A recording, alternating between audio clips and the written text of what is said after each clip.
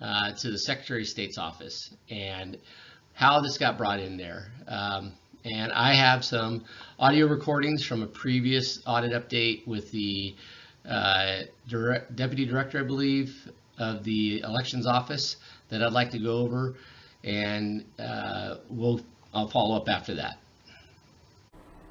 Rule their findings, because there are criminal penalties based on, election officers, breaching their oath. There's criminal penalties on voters or on fraudulent registration or fraudulent ballot casting. So there are criminal penalties. The Secretary of State's office doesn't have any enforcement on those. We would just turn it over to the authorities to review. So I do believe there's criminal behavior that's occurred. I've been told through my sheriff's office, through the Secretary of State's office, through 3 sheriff's office. Actually, the Attorney General's office is the investigative agency. It sounds like you're telling me the same thing. If you have a contact with them, because they're not answering my calls, they're not returning my emails, and I've offered to give them this evidence multiple times. If there's a contact you have with them, I truly would appreciate if you would tell them to please get a hold of me so I can transmit it to them.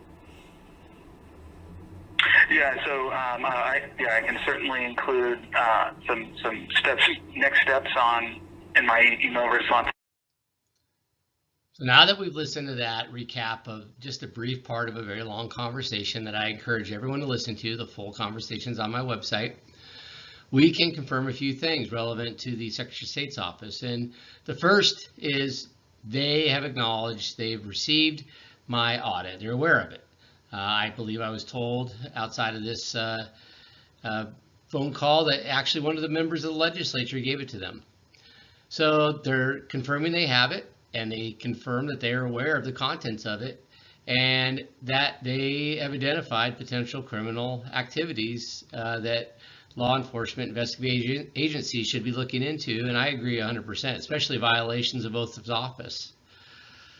They've also confirmed they've been in touch with the Attorney General's office, but to date, I have not been contacted by the AG's office to give them any supplementary evidence, nor has the Secretary of State's office followed up from this phone call for anything else. So I think it's pretty clear. They've cut off communication with me. They're not challenging the validity, and I remind everyone, no one has challenged my findings across the entire state. So I'll also point out, as with all the others, Wyman is also not an impartial and biased member of this situation. And as the lead elected official in charge of the Secretary of State's office, she is biased and conflicted because it's potentially implicating members of her agency and the validity of her own 2020 election, just like many others that have been involved in this. Because there could have been an influence on her being reelected by the fraud that I found.